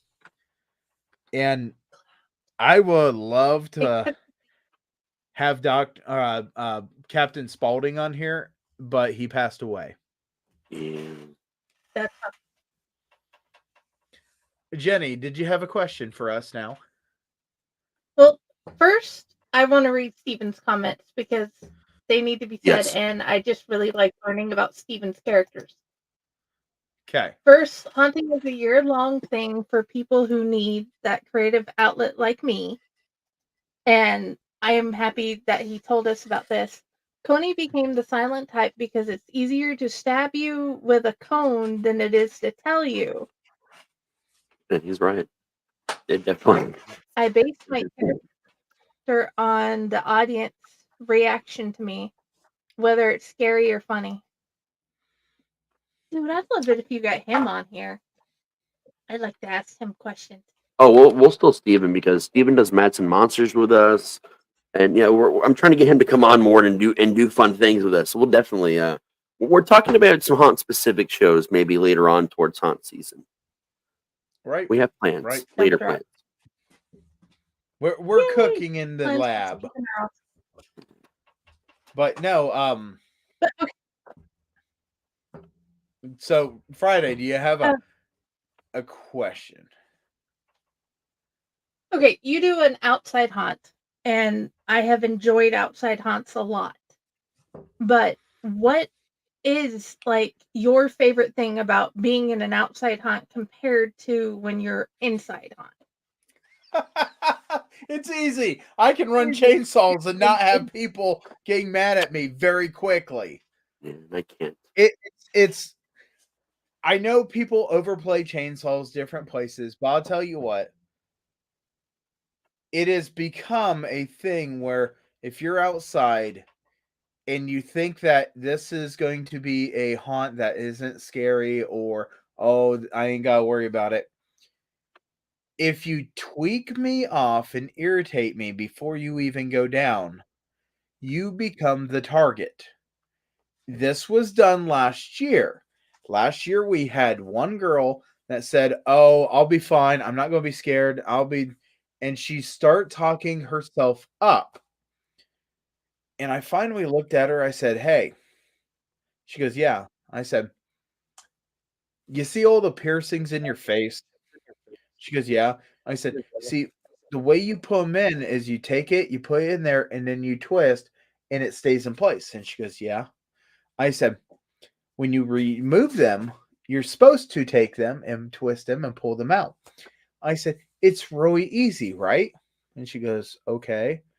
I got a pair of pliers, and I said, "That's not the way I'm going to do this for you." I said, "You keep on saying, 'Oh, I'll be fine,' and you keep on talking yourself up. I do not go down." And she goes, "Oh, are you scared?" I said, "If I go down, you're not coming back up." That's what she said. And yeah. I couldn't wait. I could not say it anymore. I waited. I tried not to say it. I did my best. I can't leave that on the table, man. Well, after she talked such a big game, she was going through, and I went down and I grabbed Rachel. And if you guys don't know, Rachel is the name of my chainsaw. In fact, on the bar, bright green, it says Rachel on this bar. I fired her up and made sure that she was heard. My chainsaw does not sound like anyone else's chainsaw on that grounds. Now, we could have 4 other people running chainsaw, and there is no one that sounds like Rachel. All the volunteers, all the actors, and everybody knows the sound of that chainsaw. And they know how I will rep that thing totally up. And you don't just hear a vroom vroom out of it. No, it is all the way open. So when I got down there, I start calming it down, and you could hear everybody start saying how Chainer was on the field. You don't say Pyle, you don't say this and that, you say Chainer. Chainer is now on the field. That means that everybody's got to pay attention because I'm after something. So I looked at the person in his area and I said, "Okay, group of 6 coming down." I said, "I want this one." And he goes, "Okay." I said, "What I'm going to do is I'm going to take this group of 6 and then I'm going to split them. You get 3 and I'll knock them off to the side. You get rid of them. And I'll take this 3. I will knock down one more person, which leaves a group of 2. You take that one person. when you take that one person, get rid of them. And he goes, okay. I said, she's mine. I said, she talked herself up, and now she's going to learn a lesson. And he goes, what are you going to do? I said, I'm not going to be happy until she goes flat on the ground. I fired that saw up, did exactly what I told him. And as soon as she seen me going fly out after her, she went down to her knees, and her boyfriend guy, whoever this guy was, said, hey, are you okay? And I stopped the saw. And I said, nope. And I looked at her. I said, which ankle are you going to take home? Because I'm taking the other one. And then she falls backwards and she passed out. Hits the ground. And he goes, hey. I said, you might want to pick her up to take her. And as soon as that was said, I said over the radio, I got one that passed out. She's on her way up. Someone's carrying her. That is everybody that hears that over the radio is now fired up even more that there has been a total chaos moment, and they can't get that point yet. It's not boom, I scared you, now you're done. It is past the point of trying to scare you and getting into the mind, because once you get in the mind, it's trapped. Yep. And that is the greatest thing in the world. How many times have I done this? I could have a sleeve of the names that I have done this to. And the thing is, no one ever sees my character. When he comes out, he's an absolute relentless dick. And I've told everybody, I am great at what I do. And the thing is, when he goes over to Raz's haunt, it's the same character, but he doesn't have Rachel. He doesn't have Rachel. He doesn't have the Olsen twins. He ain't got none of the happy things. He doesn't have Donkey. He doesn't have Jeffrey, because it is inside and I obey by his rules. So that was when Grandpa was created. And Grandpa, there's a lot of Grandpa on the floor. So yeah, but that's mine. Stephen says his first major haunt he worked at was an outside haunt and had a freaking blast. I did have to control my volume. I didn't have to control my volume, and I could do a lot more with a lot more room. Yeah. Yep. Yeah. Big time. Raz, compared to the multi-haunt setup and other haunts you've worked at, which one has been like the most, had some of the most fun nights? Damn, dude. That's a good question. Gee. The two haunts that immediately spring to mind are Hell's Dungeon and the haunt I started at, which was the Chambersburg Haunted Trails in Heber Heights, which was an outdoor. It was a trail. I worked on I worked in a lot of different indoor and outdoor scenarios, but like those two are the best. Just the people, the environments were great and they're different. Mm-hmm. What I liked about working outside was that I didn't get so fucking hot. If I did, I could just peel my mask up or, or whatever. If I had the makeup on when I did the clown, I could just, have a little fan out there, something like that. It didn't really get that hot out there. And it was all the running around we did because, like, when I did Michael Myers, with our security trails, I could see the same group of people 5 or 6 times. Michael Myers would suddenly just be standing there, and you could tell it was me. You could tell it was the same one, and it would fuck with people bad. But in terms of the freedom and the being able to know how far I can take things and just the level of sheer, like, creativity and involvement, I got to go with Hell's Dungeon, not just because I work there currently, man. If there was a better one, I'd tell you. Like, I really would be honest about it, but we get away with a lot of shit there. in build season and open season. Like and we all know each other so well. We're not afraid to fuck with each other. Even if you're brand new and you come in, we're gonna fuck with you, but in a good, healthy, fun way, like character way. But we just let loose, man. We know our boundaries. We right up to that line. I have a running tally on how many fucks I'm allowed to give each night in character. Like how many times I'm allowed to say fuck or some other word. And I think I'm one of the only people at the haunt that's allowed to get more vulgar, because I'm not going to say fuck every 5 seconds in a sentence. Although I did go over my quota a lot with JB, honestly. Quite a bit more than I should have.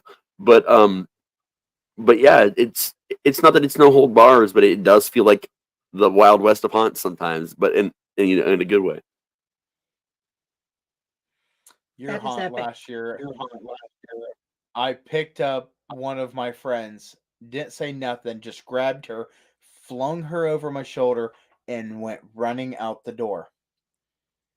Yep. And people were like, "What?" And her group played it. That was our friend. It was. And she had, and that's the thing. We have great times. I mean, I cannot say that I've ever hated a place that I've worked at being a haunter. Same. I can say that there were circumstances that led me to go one way or another with different situations or different times. Sure. And if things were a little different, I might not created chainers, because I was still been at Sydney. Mm. And I'm never going to dog on Sydney, because honestly, they've been running for many years, and I put in 8 years there, and I was getting ready to take over so much of an area. It would have been stupid, right?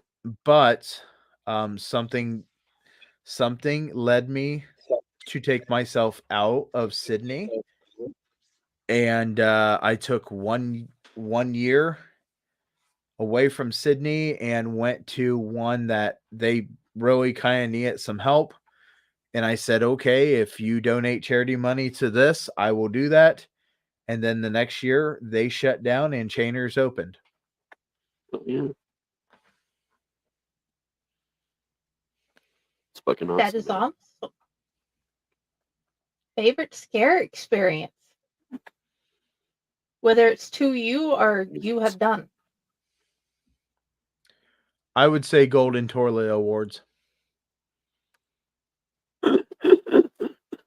If y'all don't know, I'm going to right here. This is the difference between someone that has haunted and someone that has not haunted, but they've went through. If I say a Golden Toilet Award, they may think, well, I don't understand. That is flat out when you scared somebody so flipping bad that the code yellow met the code brown at the exact same time. And what did I do when that happened? I smiled and told them proceed, because the next part was a maze that you had to walk through. Or no, you had to crawl through. And he said, can I please leave? I said, once you go through the maze. I'm not shameful of that. And that was Lockington's Haunted Firehouse. They do not exist anymore. If they still did, I probably would still be with them. But no, I kid you not. I scared somebody so bad that a golden toilet was awarded to me, and I made him go through. And then somebody came flying around the corner like a half hour later. Who in the hell told the guy to go through? Me.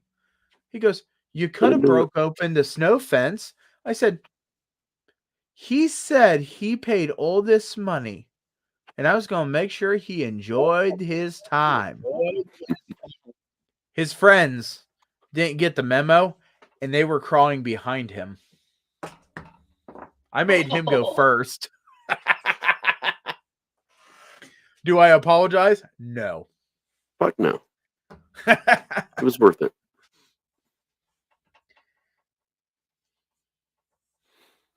I've definitely had some fun ones, I'd say.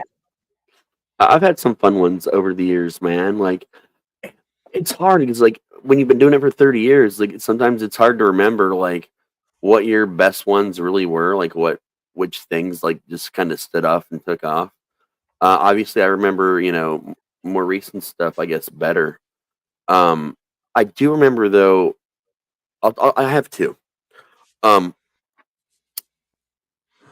My first year as Michael Myers, like I said, I could see people 5 or 6 times. Well, one of the little quick scenes that was mine that I could jump into was a little hospital scene out in the middle of the woods. It had strobe lights, it had a hospital bed, and like a little hospital thing. It's the little thing you walk through real quick. It was like a 1-person scene, and it was one of the ones that I would always go in and fill out. And I would know when they were coming. I would get to the table like seconds before they did. I would dive on this table and lay there like I was dead as Michael Myers. And I'm talking like not just the mask, but I had the boots. I had the full mechanic's outfit. I mean, like, everything. I even had the thorn tattoo from Curse of Michael Myers Part 6 on my forearm and everything. Like, I went nuts for this shit. And this guy comes through, and all he sees is my boots. He's like, "Is that Michael Myers again? This is like the fucking 5th time. What the fuck?" He's like, "I swear to God, I'm gonna shit myself if it is." He comes around this corner, and he's got his daughters with him. Like, he's like one of these tough guys, like all tattooed, like, talking shit, and like, but he would like pay me respect every time. The other times he'd seen me, because he just couldn't believe that he'd seen me that many times. So he comes around, and I wait until him and his kids are halfway through the scene, and I just sit up. That's it. I just sit up. But I had learned to move with the strobe light, so I moved between the flash. So, and it was a medium speed, but it was like suddenly I was just there. And between that and 2 flashes later, I was standing. And then another flash, and I was half the distance closed between me and them. And the way I did it, he stood there and he just shrieked and pissed himself, and actually also shit himself, and he just stood there shaking. And I didn't touch him. I stayed about 3 or 4 feet away from him and just stood there. I did not stay where I just stood there and watched. His kids started crying and freaking out. And finally, he like snaps at me. He's like, "Dude." And he looks down, and like you could just see and smell what was happening all around down there. And he's like, "I don't know how you did what you did tonight, but holy fuck." And then just pale as fuck, he walks out of the trail. And this was like halfway through the night. So when we're done, like 2 or 3 hours later, I come back, and that guy is there in the parking lot and wanted to meet me. And this was a time when no one knew who I was. Like the main staff that ran the place and a couple of my friends knew it was me, but I'd have my mom drop me off like way down the street, and I'd walk in, and then I'd have her pick me up at the same spot later. Even though my brother and sister and her also worked there, because I wanted to be Michael Myers for the cast and crew, because I'd fuck with them. And he was waiting there and demanded to meet me. And then the owner was like, "Hey, I know you don't like to break this, but I don't know if this guy's upset, or if, he wants to congratulate you or something." He's like, "But don't worry, I'm going to be there," because he's a big guy, the dad was big, but the owner was also a big guy. So I was like, "Okay, yeah," and I'm 13. I had just turned 13 a couple months prior to this. And I got in the parking lot. I'm shaking like a leaf. I still have the whole thing on, and I get back in there, and he grins real big. And we go off to the way far out into the parking lot, because he's explained to the guy that I won't break character unless we're out of sight. So we go way to the other side, by the woods on the other side. He pulls his truck over so I can kind of stand around it, and I take it off. He's like, and he just grinned. He's like, "You made me piss and shit myself. I have gotten permission for this. They weren't supposed to tell you." He gave me $100 bill. He literally went to Walmart and got a change of clothes and went to an ATM and came back and handed me a $100 bill. And I looked at the owner. He's like, no, you take this. He's like, "I just want you to know I've been in the haunt industry for a while. I work in film. I do a lot with horror. I've never seen anyone move like that before, and no one in the history of haunts has ever even made me do one of those things, let alone both. And I just want you to know how amazing you are." And so my name went up on the board. I got another notch on the board for the pissing and shitting. So some haunts today still have those boards, but that was the one. Like, for it to happen my first year is, I knew this was me. This was my thing. And then as JB, we had these people walking through just tripping on acid, and me and Jess, who's on the show sometimes, my prior ex retired now bearded lady, we both at the same time, we had this thing where we could communicate with just looks and hand gestures. Like, after a while, we didn't even have to speak about what we were going to do. It was this click that it would just happen. And so we started doing the whole boxing people in when they're tripping, which, if you've not experienced that, it really fucks your head up. We started doing it to all four of them. And then we'd switch positions where I was in the front, she was behind. And then we were both together, just totally boxing them and not letting them go forward. And they all started crying, and they were grown-ass people. Like, it was two couples. And one of the guys, the biggest badass looking one, who he was bigger than me. He was well bigger than me. Drops to the ground crying and starts praying to me. And then they all just sat on the ground and just not sat, they kneeled on the ground and just waited. And then we gave them permission to go and told them to get the fuck out of the freak show. Next time to come back and share. And they had been loud and boisterous and causing problems before they got to us. But the freak show that year, we were like the coolers for the rest of the haunt. Like, once you got there, and if you were an asshole, we already knew about it. And we calmed you the fuck down and put you in your place before we let you go on. And they were apparently calm and polite and like nervous the whole rest of the haunt. They barely even made it out. I would say those are my two favorite moments. So there's many. I have a ton with Matt. Like, one time he accidentally hit me in the head with a shovel, gave me a concussion, and he also hit Fred a week later with that same shovel. So that's why Matt's not allowed to have actual real props or especially shovels. So before we end tonight, I want to show you one of my favorite pictures. We were trying to get some pictures together at our haunt, and right there is a picture of my dad and my son, and he is now 16, and he still likes going out, even though some people in his family believe that this is just a joke thing. Yeah. But we took that picture and we turned it in to kind of a black and white picture, and it took off. I mean, it was such a great picture. My dad has done so many wonderful things, and last year he suffered with a knee that was going to get replaced, and he told the doctor, I am not going to stop and not do this. So that surgery is going to have to wait. So he got the surgery. He's doing a lot better. But I just wanted to point out, and I've got pictures of my young daughter that's learning how to scare. So I'm going to be very honest. If you want to start young, there are some places that, your friends, your family members, this and that, will accept you.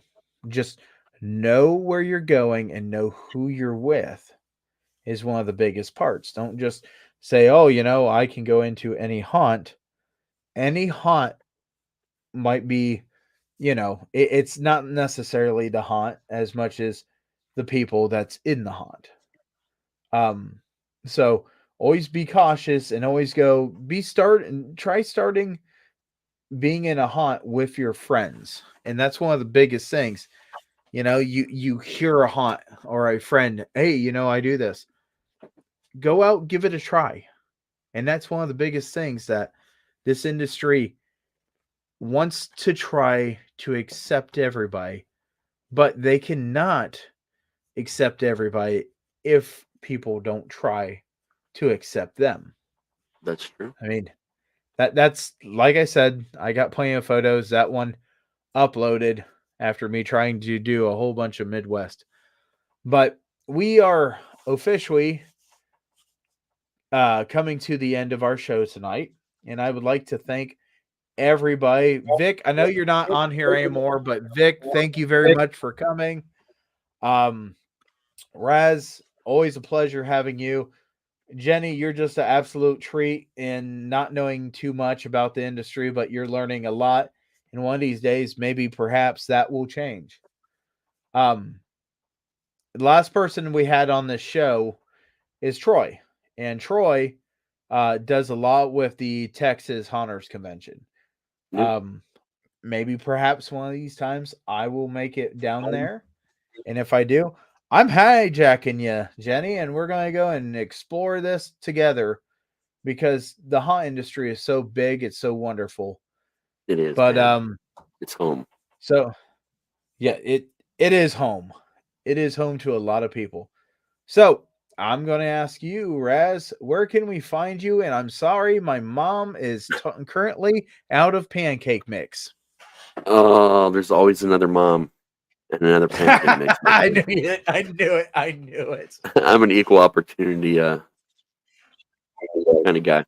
You can find me at raztslasher.com. You can find me in all social medias pretty much, where the #1 Raz cosplayer in the world, Jenny, handles most of those things. So you're probably talking to her. You won't know the difference, but we will, and we'll laugh at you when you're not paying attention. Again, your mother's house tomorrow morning, all of your mom's houses. I can teleport and make copies of myself because that's how much I like pancakes. I'm surprised no one's gotten the pancake thing yet, but that's okay. It's all about the syrup, you know. I asked about the grape thing. Have trouble will travel. You know, I feel like I got to be equal opportunity, like I said. I feel like you're there for the icing. No, it's the syrup, baby. It's really the syrup. The pancakes are just there. You can also find me tomorrow along with Jenny and some other amazing people. And I'm going to let actually Jenny talk about that specifically because we have a couple of anthology things happening and Jenny's got your back talking about those. But that's about it, man. Just find me on a bunch of different shows and kicking around and, doing cool shit with cool people. Jenny, we're not going to ask you where we can find you. I think it would be easier to ask, where can we not find you? Because you are everywhere. X. What? X. Text. I'm not doing X anymore, Twitter. Oh, yeah. Oh, X. Okay. Boy, I was so confused here. Anyway, so where would you like people to search and find you other than Twitter, which you got ironically a whole bunch of birds behind you? That's those mean tweets. This is an epic cemetery where they caught this beautiful flock of birds over it. And it was just one of the most beautiful pictures I had ever seen. And I'd shared the article 3 or 4 times. And then I just put it as my background because this is beautiful. Yeah, it really is. So back to the wonderful question.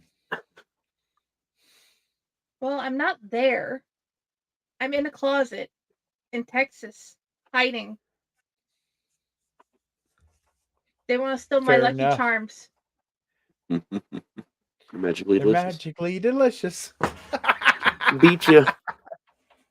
But yeah, today, Faye Propaganda dropped. We officially have a published anthology where Raz, Ron, me, Patty, and a whole bunch of other amazing authors have put stories and poems and pictures of the Fae.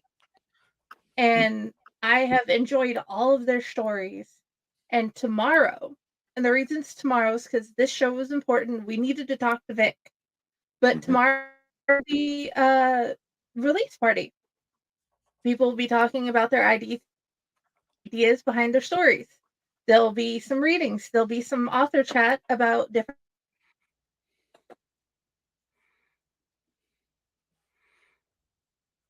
things that I never think of that happen. On the 4th, we have an anthology coming out, and I'll figure out when we're having that release party when we're getting to there. But yes, it's an Owlite anthology with so many amazing people. I'm excited about it, man. I'm Okay. excited about all the things. I am too. I think that is totally awesome that you guys got together. I do feel like we need to find a Selma. So if your name is Selma, we need you to come and hang out with Patty. It's oddly specific.